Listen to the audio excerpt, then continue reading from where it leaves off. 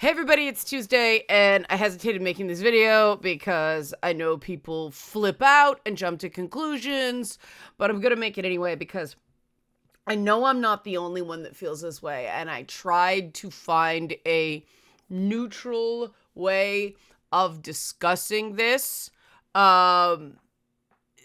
There are no neutral ways to discuss this for some people, and I know this isn't good for the algorithm. I know if I labeled this video, "Are video game play, are gamers ruining game sales," or something like that, that would draw a lot more traffic. I don't want to do that. I want to have a decent conversation because, man, I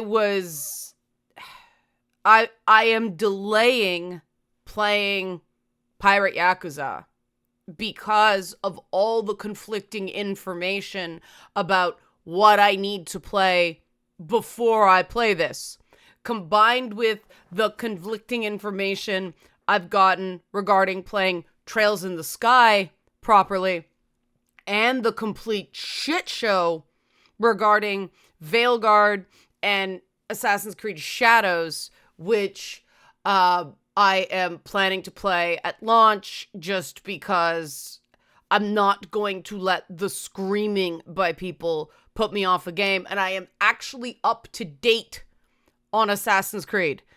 I skipped most of Valhalla, but I played Mirage, so I'm mostly up to date. Even Veilguard, I was like, oh my god, do you have to play all this stuff? Let me get into it, okay? Because obviously not all these things are the same, but there's a common theme where I'm going to assume vast majorities of people in these buckets that got really, really loud, meanwhile, are sincere. That doesn't mean everybody, but I'm giving them benefit of the doubt. Here's why there's a better way to go about this. Help support this channel. Become a monthly patron, patreon.com/LeannaK, or buy a one-time Leanna Care session. For some who can use it but can't afford it, coffee.com/LeannaK. Your support for this channel is greatly appreciated. Two Women Talking will be returning next week. We delayed the most recent recording because of some health issues with one of the participants. So it's that time of year. But, okay, so with Veilguard and Assassin's Creed Shadows, there were the sort of anti-woke types who got up in arms and misrepresented the game.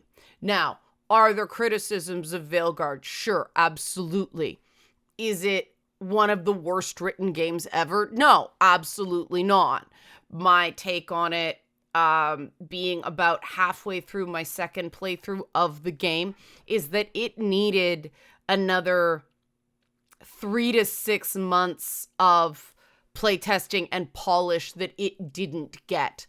And the roughest parts are right at the beginning. The more you get into the game, the stronger it gets, mainly because you get more of the main story. And, but I think there's another issue that impacted Veilguard's sales, which is people didn't finish Inquisition. And in the case of Veilguard, you do get, obviously, a lot more investment in, Solus, the main antagonist of Veilguard. Well, he's sort of Hannibal Lecter to Elganon and Gillenane's James Gum in Veilguard, which is kind of neat. Solus is a really well-written character, and that's why I'm saying people go, it was bad writing. I'm sorry, tell me what they did with Solus was bad writing. It's some of the best character balance of somebody who is not traditionally good, but he's not human either. So I thought it's a very well-conceived character and very well written, and they are not the same thing. But I know a lot of people that I know are still playing through Inquisition, and that game is a slog. And the Dragon Age franchise did not do enough to give people what they needed to know without playing the old game. because I think the marketing idea is, oh, you're going to go back and play the old games, right? You're going to study for this new game. And people just don't do that anymore. I was so done with Inquisition. I didn't play the Trespasser DLC. I wasn't going to give them any more money because holy shit, that game was a bloated mess.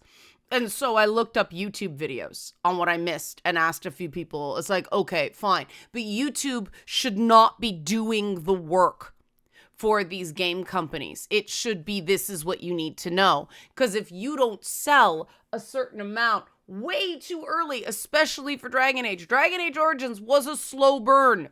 It did not sell gangbusters out of the gate. And after 10 years, you have to expect this game to be the same. But EA didn't. No. And so there were issues that weren't just the noise. And I mean, Assassin's Creed has really tried to get away from that. And so I think that Shadows will probably suffer for less of that.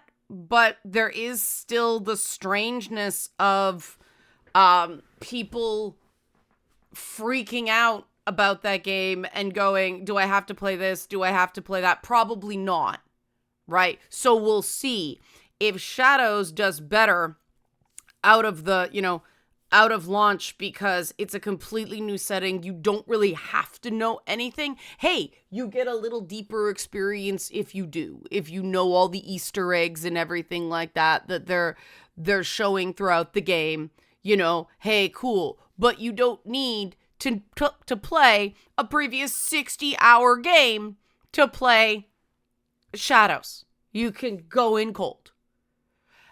Now we get to Yakuza and Trails, or Like a Dragon.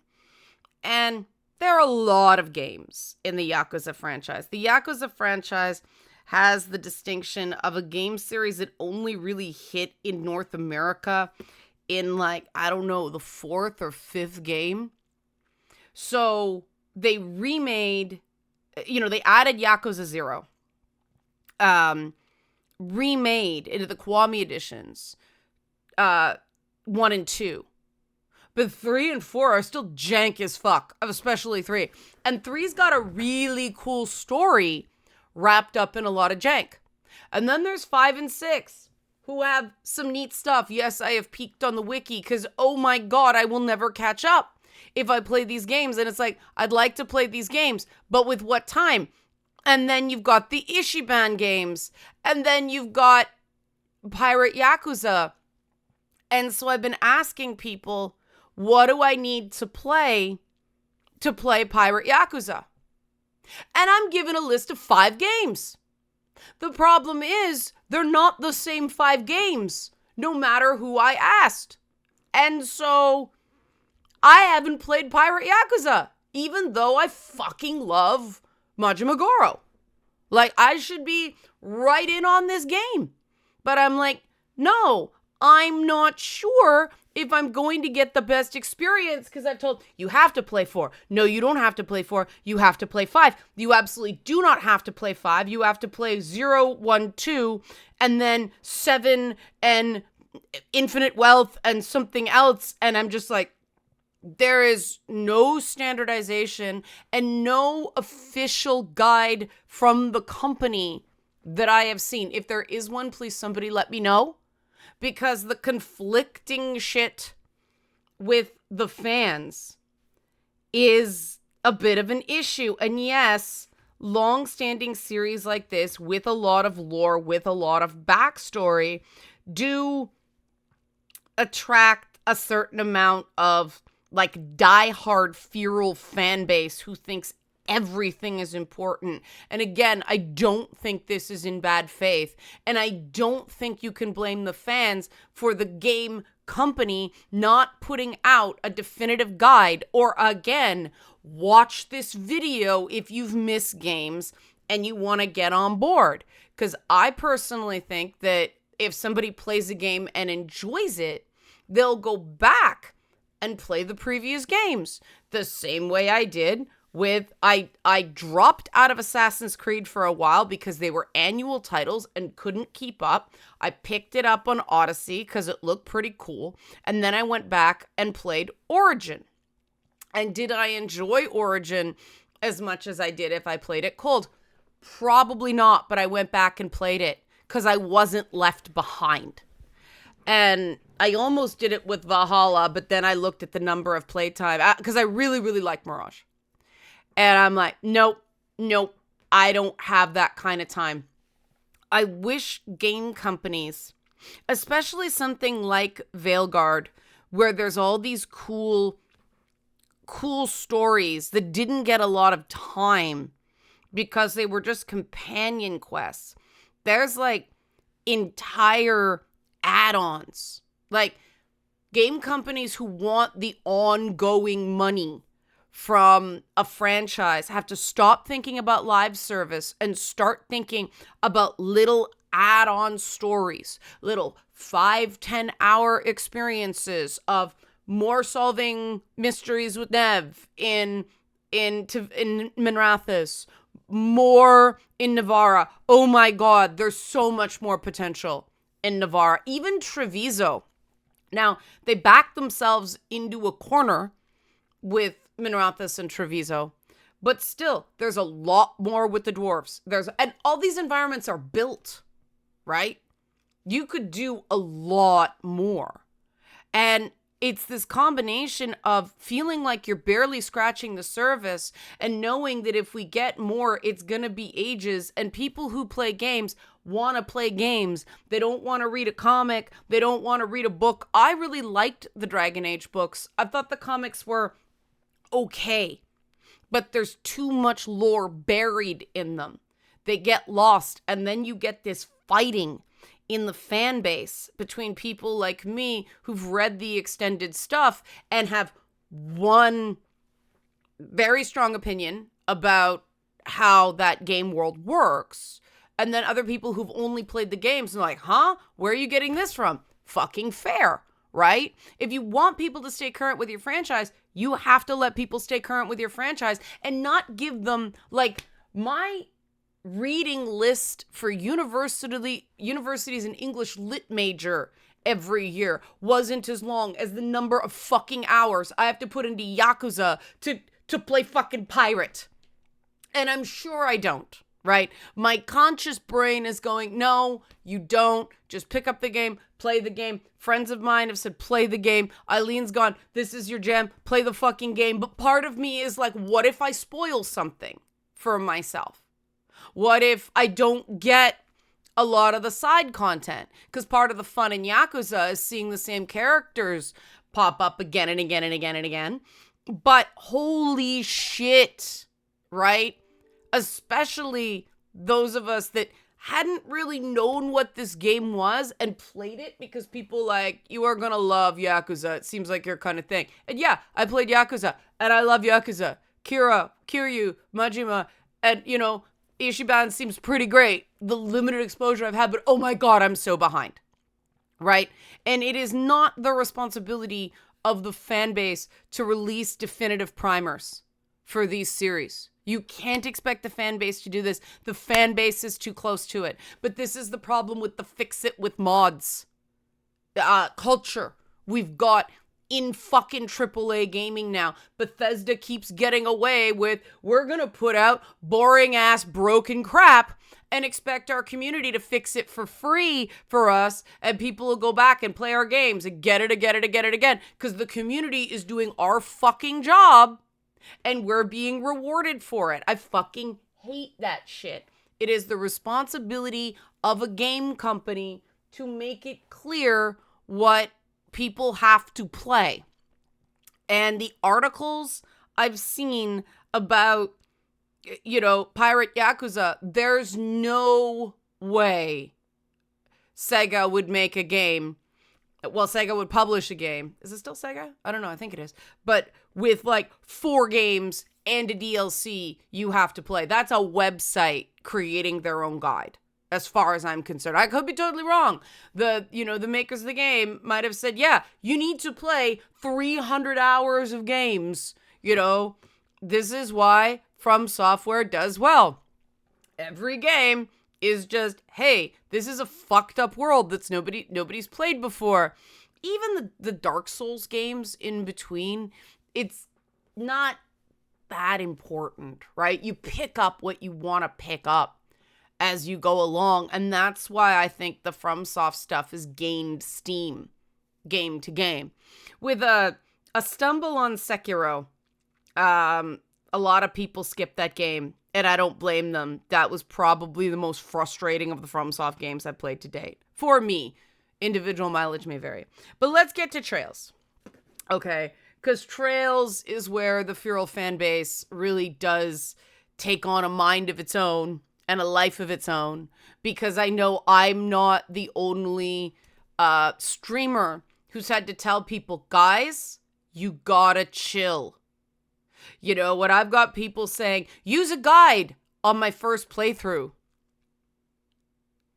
Why am I playing a story-driven game with a guide? And why is it fun for people to watch me? Oh, wait, take out my phone, scroll through a guide to figure out what I'm supposed to do with this completely arbitrary question where playing as Estelle, who's a dumbass, she would likely get it wrong, but oh no, I've got people screaming at me in chat that, oh, you're gonna get a knock to your final score if you get this answer wrong, and I'm like, what the fuck is going on? And these are little games, right? It's sort of a franchise that took off. There's a remaster apparently coming this year, next year, something like that, for Trails in the Sky. And yeah, it's needed, because let me tell you, the thing that is keeping me on Trails is the characters. Because the orbment system, holy shit, they don't teach it well. And some of it is localization problems, right? Things like make a line with the orbments. No, it's make a circuit. It's a circuit, not a line, not a straight line. It's a circuit. You're joining nodes, little things like that. And maybe that will be in the remake. Maybe they recognize that localization is a bit iffy on that game. But I probably would be enjoying this game a lot more if I was just playing it on my own and doping it out and thinking Joshua is under pressure and Shahrazad's a hot mess, but she's lovable about it. And Olivier, oh my God. That's a character that shouldn't work and should be so offensive, but just the balance is so excellent. And it's an example of a game that has a lot of clear flaws, but the strengths overwhelm the flaws. And that's awesome. It's pretty old. But that came from me just mucking around with it and seeing what happens, not people info dumping on me for 20 minutes what I need to do to play this game and get it right. And here's the thing, the talk to everyone advice actually diminishes the enjoyment of the talk to everyone, because you are so overloaded with information that you don't know why you're talking to everybody. You don't know why you're exhausting dialogue every single time. And again, older game, but can we please do away with needing to exhaust dialogue? Please respect the player's time and indicate if the character has more to say. And that includes From Software. My line for FromSoft has gone way off after Elden Ring, because when you sell 20 million fucking copies of a game and counting, you don't get to do the AA stuff anymore. It's the same way that as the Witcher franchise grew in popularity, I excused a lot more in the first game than I did in the second. And, you know, even though the Witcher PR people blackballed me for saying, hey, what the fuck went on with that? You know, why'd you shit on a lot of your female characters? Oh, we think they're strong. And then they stopped answering my emails, but they clearly heard that and did better in Witcher 3. And Witcher 3 was one of the greatest games to come out in the last, God, I don't know, at least 15 years.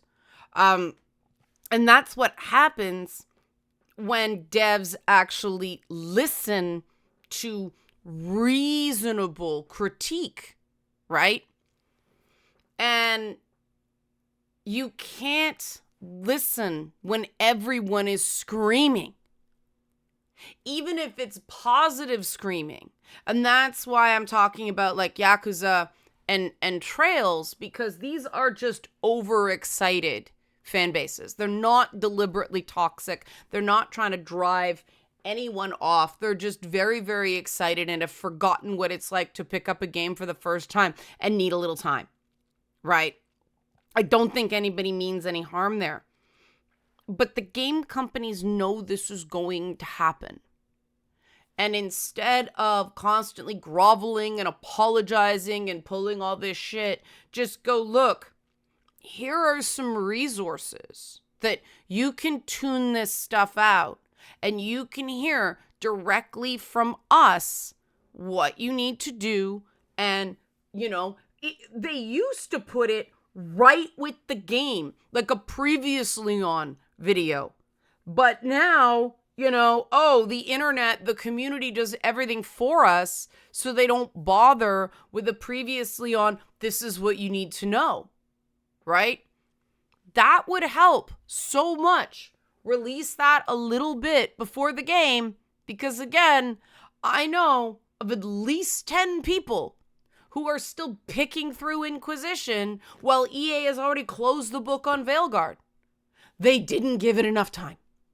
They didn't give it enough time for word of mouth to trickle through and people go, no, okay, yes, Inquisition is a slog. We acknowledge that, but it really pays off. I mean, part of this was splitting the story into 2 games 10 years apart. Ay, caramba. Couldn't be helped. Wasn't BioWare's fault. EA fucked that studio, but still, right? This idea that people are going to do homework to play your latest title. The idea that you can coerce people into buying your back catalog is not a good idea in a market where all new titles are vying for 6% of current play hours. According to that, that report I covered probably a couple months now back. That's just not realistic. You have to get new players up to speed for your current title. So they'll go back and play previous titles as okay, this is cute. And Yakuza's a perfect franchise for that, right? Because 0 came out after a few, I don't remember if it came out between 3 and 4 or it came out after 4, or I don't know. But 0 was the first game I played.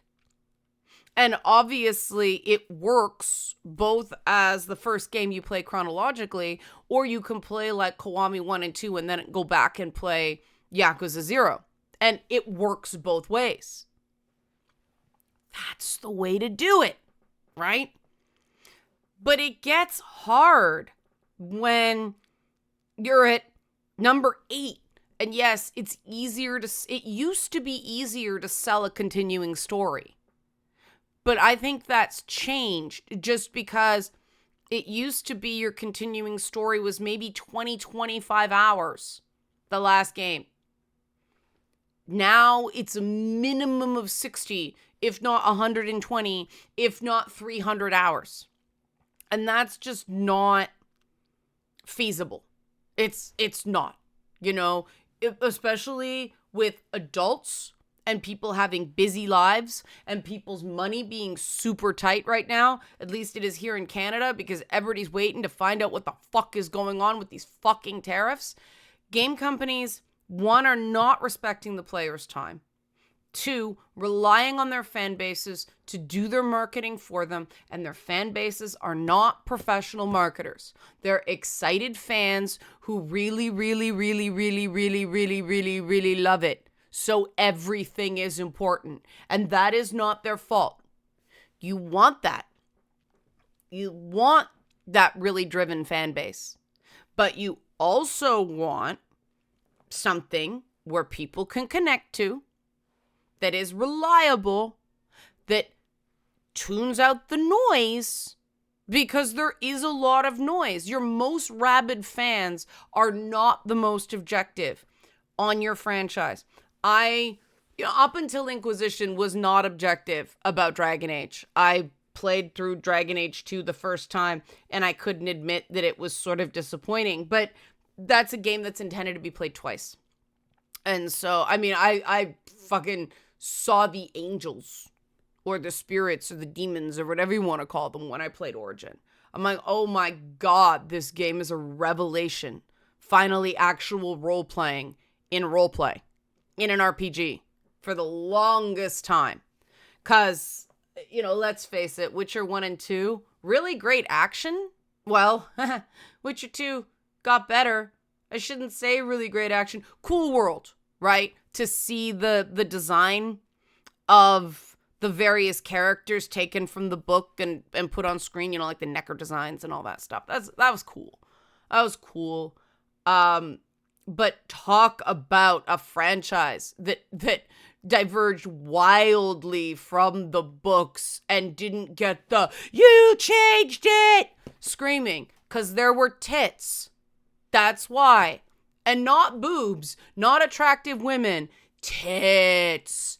And the people who will freak out over the slightest little change get pacified when you just give big bare naked boobs in their face, preferably as fake looking, as unrealistic, and as gratuitous as possible. And as far as I'm concerned, all of us who want more diversity in games should just let game devs put that shit in, so those motherfuckers will be pacified and shut up. It's a win-win. They're just boobs. They're not gonna hurt you. Nerfing the Desire Demons was one of the worst things Dragon Age ever did, on multiple levels, especially now that we find out what the fuck the spirits actually fucking were. Like, holy shit, that was a mistake. But anyway, I digress, but not really. Because again, you cannot rely on your most rabid fans to promote your product to new players.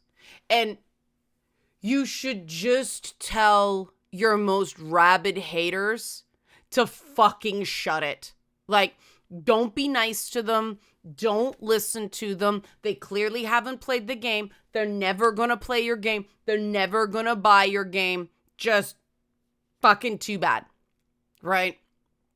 And again, we're really gonna see how Shadows does for the Assassin's Creed franchise, because, Ubisoft did bend the knee to the haters and do all this apology and everything like that, instead of doing what, the God of War team back in the day did, was like, guys, just please be patient.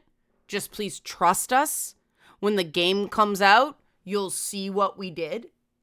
And, there was an example of a bunch of haters who were like, this is misogynist, and this is sexist, and this is... And now it's like, oh, God of War, this is such a wonderful depiction of... And they never had to say, I was wrong. I missed it. I didn't see what you were doing in these previous games. Because Kratos is the same dude. Okay? He's the same dude all the way back, just at a different point in his life. Sony Santa Monica isn't going, you were wrong. They're like, thanks, we're going to take your money. And we're going to take your money again. And we're going to take your money again. And that's all we care about. We didn't care about your fucking criticisms back then. Well, maybe they kind of did. But they found a way to do it that didn't violate the IP or violate the character. I'd like to see a bit more of the really brutal violence creep back in. But yes, indeed, that wasn't quite as centered in the Norse myth. So we'll see what happens with future installments whenever they come out. But that's another thing. Game companies have to figure out a way to continue to make money on IPs while you're waiting for the next major installment. And I do think the way to do that is little 5 to 10 hour experiences with the same engine. So just more content. I suspect that really devoted players wouldn't even need it to be fully voiced if you explain, like, look, we have to keep the costs here and we want to provide this much of an experience. So we have to be kind of prudent about this stuff and pragmatic. If you communicate, your community understands. And, I say this as somebody who had to cancel a game because it just got away from me and I had a mutiny within my dev team. And I said so. And the people who didn't do the work were furious at me for telling the truth, but the community understood. That's the thing that gamers are great at. And we spend all this time focusing on the bad parts, but we don't harness the good parts, which is if you communicate, and the Veilguard marketing did not fucking communicate. The fact they didn't know what they had. They sold out of Manfred plushies. I couldn't get one for my birthday. Like, holy shit, there should have been so many Manfred plushies because people will fucking buy them. Okay? That's one way to get more money out of your IP is official merchandise. Another way is to have the ancillary materials downloadable as DLC with your game. Don't make people hunt for them. Have your entire catalog somewhere that is easy for people to find. But also, don't do Netflix animations with a completely different art style. Keep people connected to your fucking video game. Because more and more this Netflix shit, like Arcane Season 2, absolutely fuck all nothing to do with League of Legends. That just went pew and literal alternate timelines and just, it had nothing to do with the game. TV viewers aren't necessarily going to pick up and learn a game because there's no skill required to watch television. You have to keep your gamers engaged with your game IP. And even little things. I mean, the Alan Wake 2 DLC was brilliant. Quick, utterly ridiculous, not essential at all for future installments, but gave you some character points, and it was fucking funny.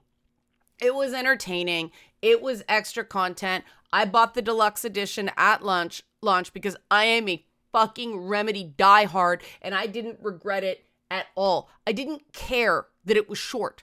It was quality, right? And no one is going to miss it if they don't play it come Control 2.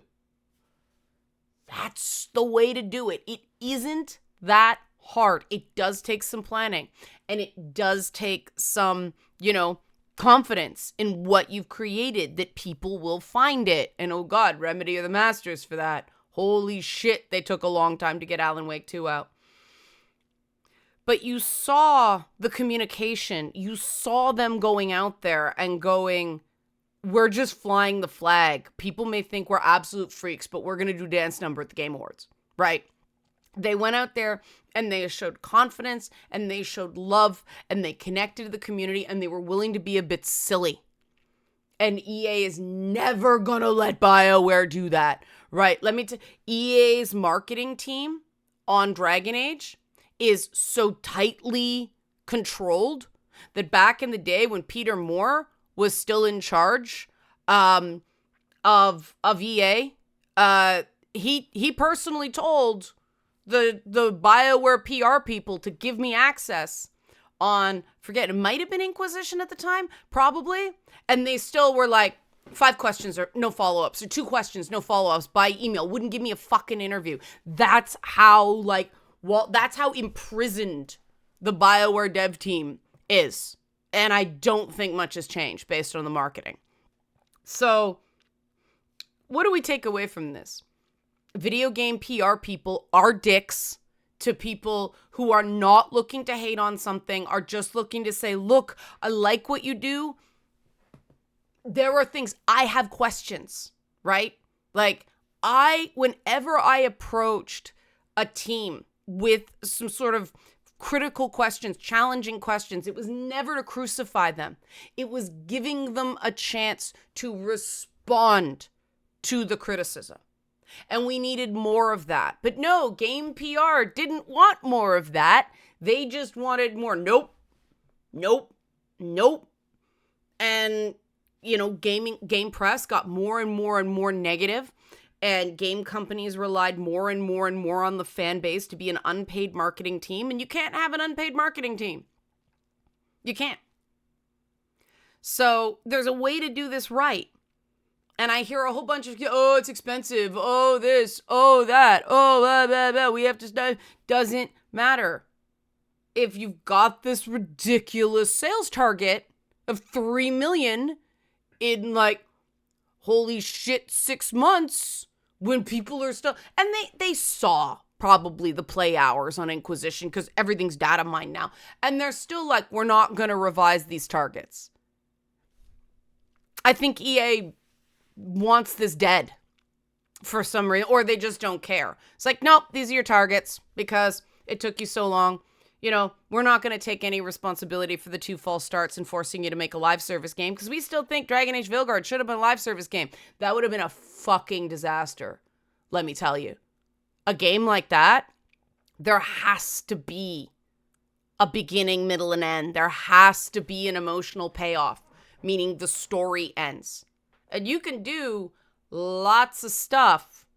You'd have to make it based on certain binary choices that are made within the game. But there's still possibility there. Game companies have got to start thinking outside the box because these games are not only more and more expensive to make, they're taking longer and longer to make with cause.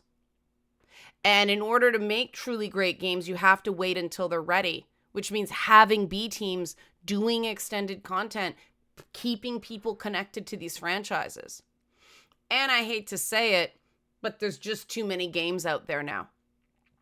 It's going to be rough for the next little bit because people got swelled heads during COVID when people couldn't leave, and now there's all these layoffs, and it was coming before that. Live service games are killing gaming, but the publishers still love them. So we have to have conversations like this and not fucking freak out about it. Go, okay, valid points. She's not blaming us. She's saying, let fans be fans, knowing they're gonna go freaky on certain things. Have official channels so that people can go freaky and people can still go, what the hell is going on here? Okay, now I understand.